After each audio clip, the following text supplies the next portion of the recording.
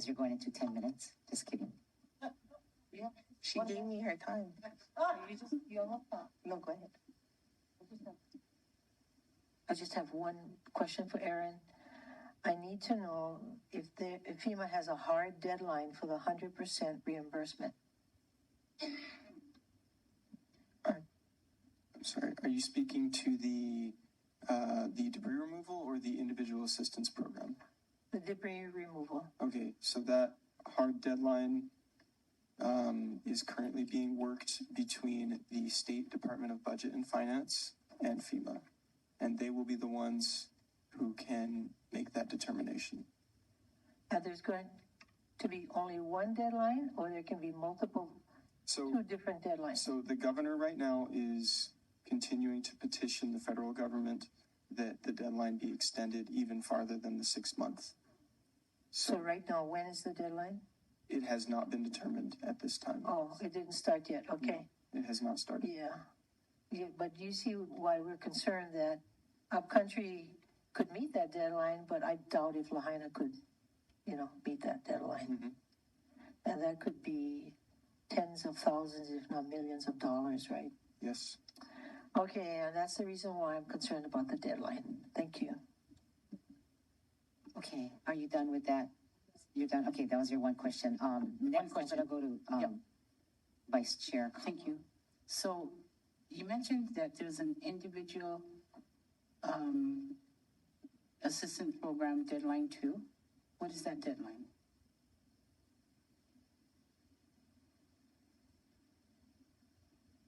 So FEMA is offering what is called individual assistance, and that comes to people who were impacted by the disaster. And people can enroll in individual assistance by going to the DRCs. The exact date of the deadline, I do not know at this time. I believe it is either the first or second week of October. October 10th. October 10th, yes. Okay. Thank you. Thank you, Chair. Okay, anybody else? And then Member Paulson has questions.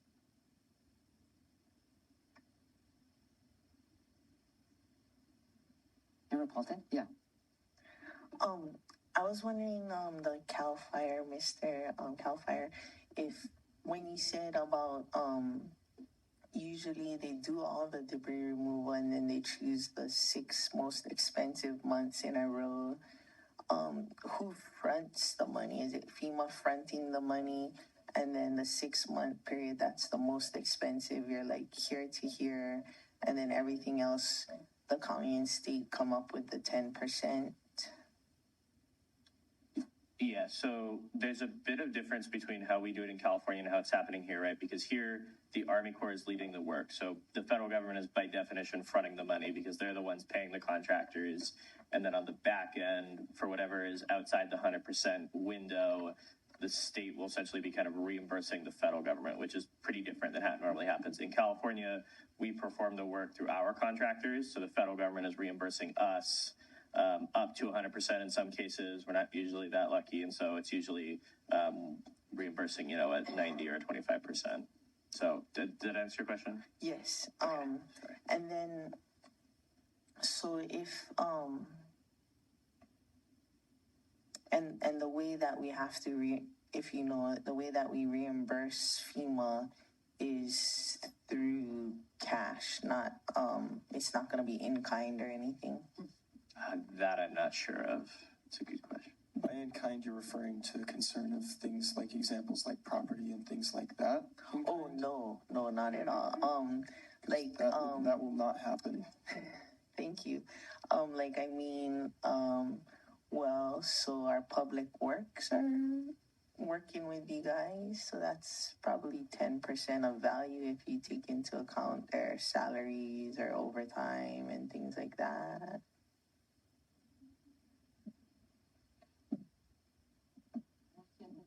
I believe their time actually can be submitted for reimbursement by FEMA for work on this project. Okay, that's good. Now we're getting somewhere. I guess my next question would be for Mr. Hopper. If it's a cash payment or if it's in-kind donation through county workers, overtime or whatever, would that come out of the emergency fund?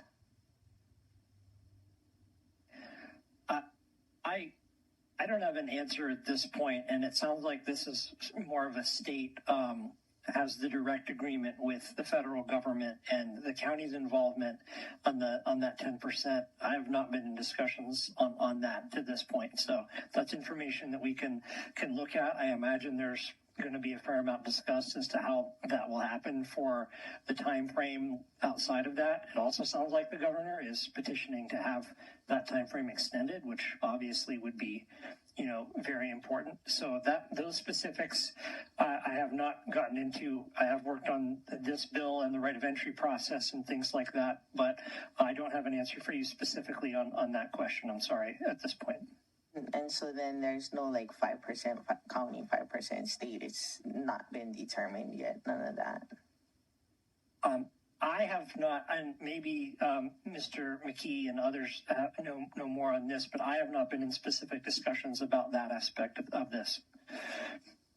So the state of Hawaii, under Hawaii Revised Statutes, Section 1 Alpha 16, establishes a major disaster fund, and this is essentially the state's rainy day fund, right? And so this is initially where all the spending on disasters and everything that happen within the state is going to come out of. As far as a county, you're referring to the share that the county would be required to put forward. Yeah, I do not know exactly how much or if any that would be. Again, I can do some research and speak with the state AG and get back to you on that. So. Okay, and if you could do that research to see if in-kind donation counts as well. And then I guess, so then that brings us to if we can split the bill for have it apply to Kula until we're into finish phase 1, possibly, for Lahaina.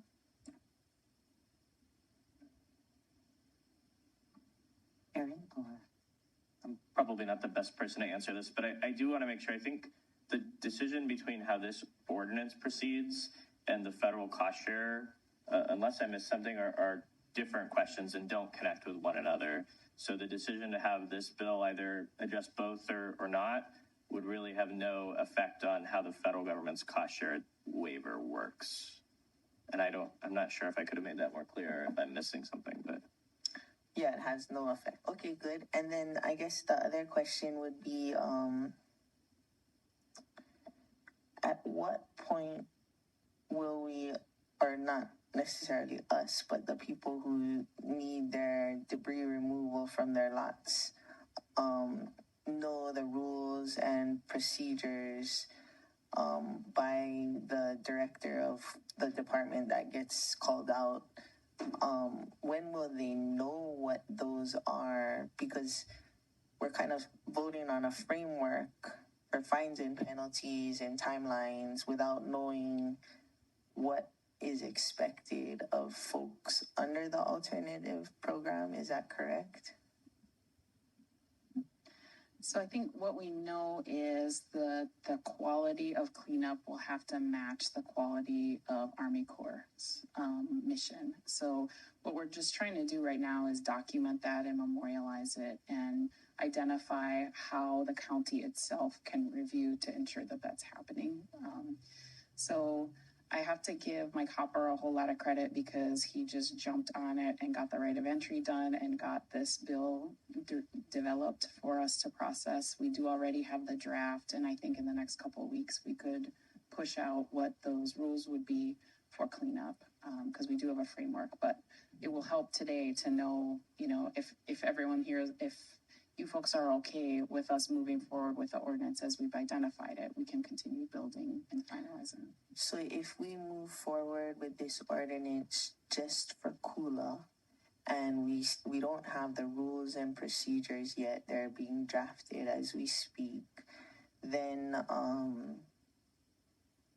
as Kula begins phase 2, they will have the specific rules and procedures that they need to follow under the alternative program. And there was one resident that might possibly take up the alternative program, and we could kind of see how that works out, and then we can come back and enact the bill for Lahaina.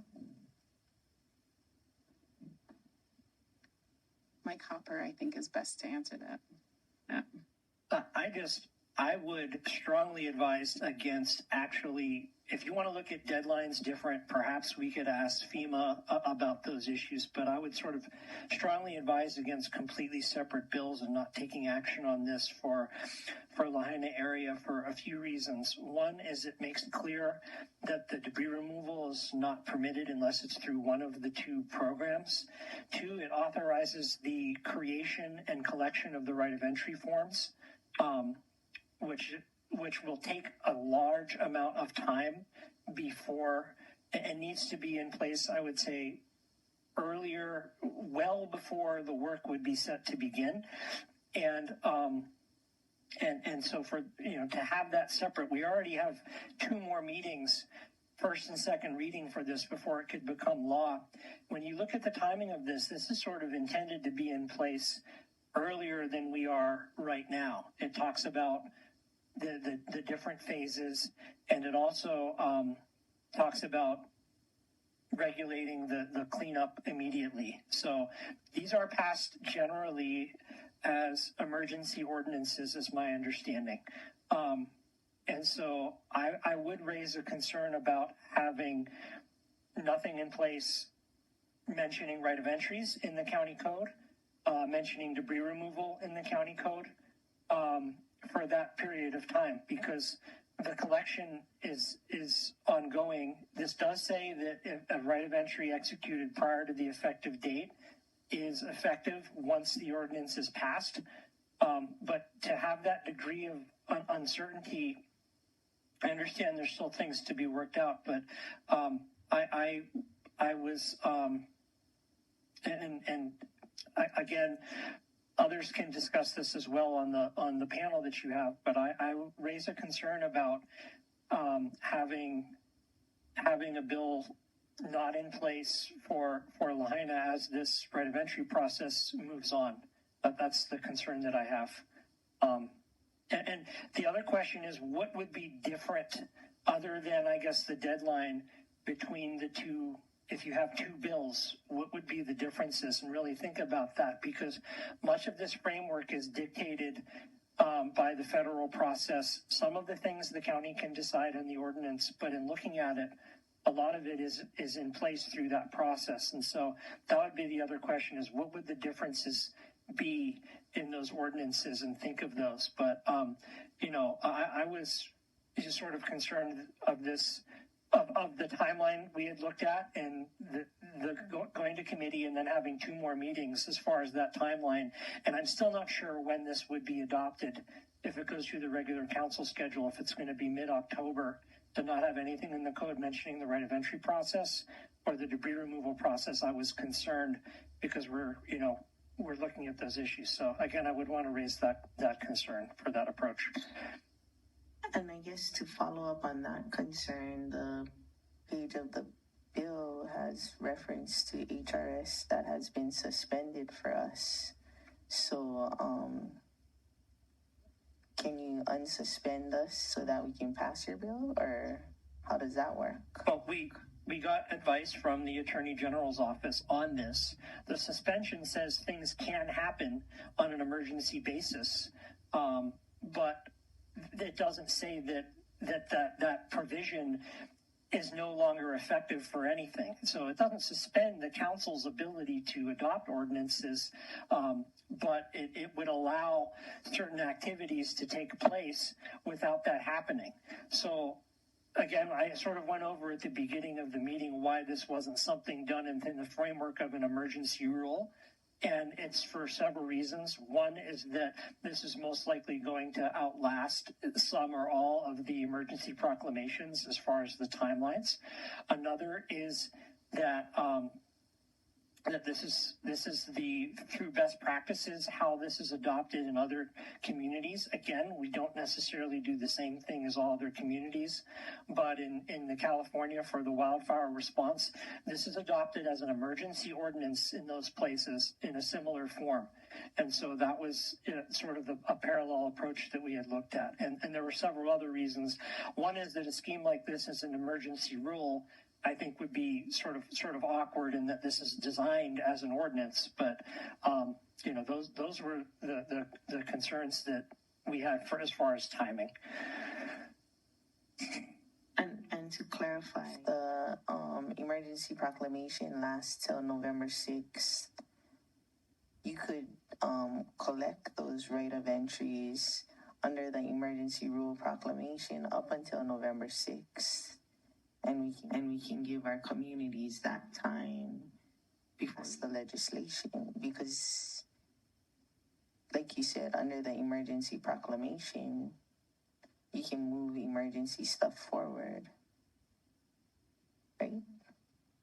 I mean, there's, to my knowledge, nothing in the proclamation specific to right of entry collection. I could be incorrect on that, but at this point, the right of entry collection is happening directly sort of through that state and federal process, but there's nothing in the code sort of dictating the counties that specific process. We have existing ordinances right now, Chapter 9.32 and the building code in place to give the county some authority to deal with debris removal, but it's not as specific as this type of ordinance would be. And this does things like talk about signature authority, and again, it goes through. I think Section 4 is important as far as sort of immediately determining how the debris removal process would happen for properties. And so without that clarity, the concern is, and then the other question is, what would be different in the two? And if there's an extent that can be incorporated, we could look at that. But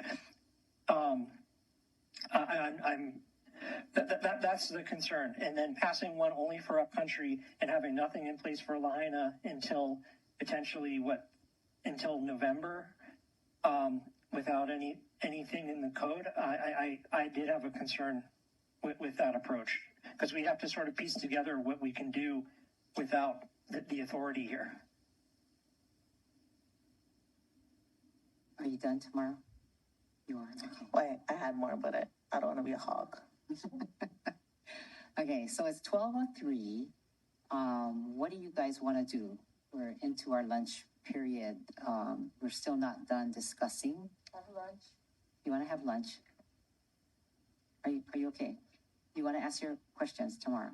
You want to ask a question before we go to lunch?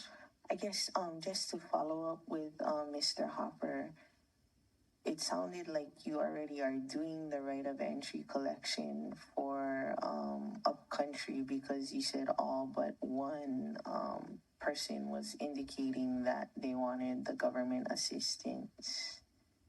Is that correct? You could check with Ms. Wade, but I mean, I think they're being accepted, but not necessarily executed on the county side and move forward with. So that's what's happening, I believe. And the executed and move forward with entails what? A county signature on the document, verifying all of the property information to make sure the right owner has that, and certain other aspects. But I have not been directly there collecting them, but that's my understanding, and we really want to have a very clear process set up for that to happen. And of course, that would need to happen well before, at least in the case of Lahaina, the work being done, because that collection is going to take a very long period of time, and the Army Corps of Engineers won't be able to scope out their work until they have a good idea of the right of entry forms that they will have, and where they have them, and how many they have. So those are my concerns, along with the 6-month window that we're going to potentially have. And if one starts, does the other start? Which is a new wrinkle that we sort of have here. But those are some of the concerns. And there's no date as to alternative program rules and procedures will be released to the public. Currently, in the rules, it says that a department, a state or county department can adopt them, and it authorizes the county department to adopt them by administrative rule, which would require a 30-day public hearing notice period. I understand there's a draft out, but and to a large extent, it's going to mirror the federal program because at least the degree is going to be the same. But there has to be things in place like, processing, the department processing those and reviewing those applications. And that's going to be the last of the deadlines. That's going to be, there's going to be the government program and then the alternative program as far as a later deadline. And those both, I understand, have yet to be established. And the ordinance authorizes the departments to establish those deadlines. So those are things to as yet be determined. And I understand it's difficult to say this is important to have in place, but not have all the answers to these things. But the having, that's why the ordinance is sort of drafted based on past practice in these situations, is that it authorizes a framework. And with that framework, other aspects are filled in. But to have that framework in place early is, I think, the intent, and have those other things filled in. Even if the council by resolution would determine a deadline or something in the future.